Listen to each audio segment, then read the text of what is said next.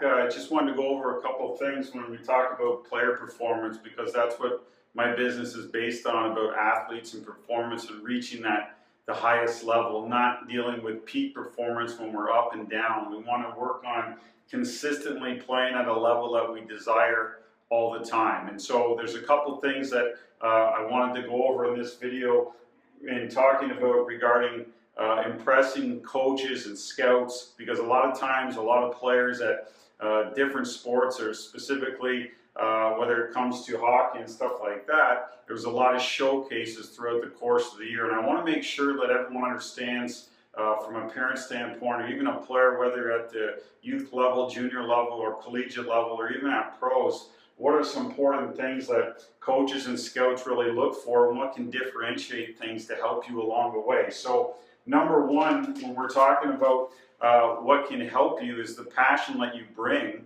to your sport, and how you behave and how you work, and the enthusiasm that you bring to the arena every day, whether it's in practice, whether it's in games. What makes you better throughout the course of the season? And I think that if you bring that, it kind of it pours into everyone around you, and they feel that energy. And we talk about energy a lot throughout my programs, and what you bring to the table each time. Number two would be confidence. Now, I know everyone says, yeah, right, Brandon, confidence, it's easy to say, but sometimes my son or daughter doesn't have it. But when I talk about confidence, I'm talking about internal belief system, and that it shows in how you play.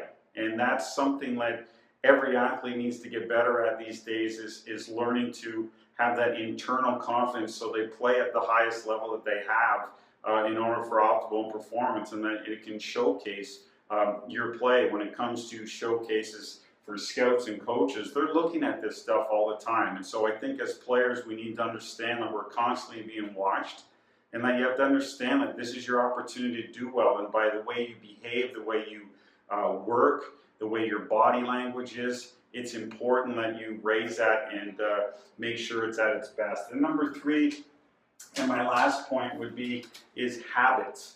And when I talk about habits, it's what you do and how you do it.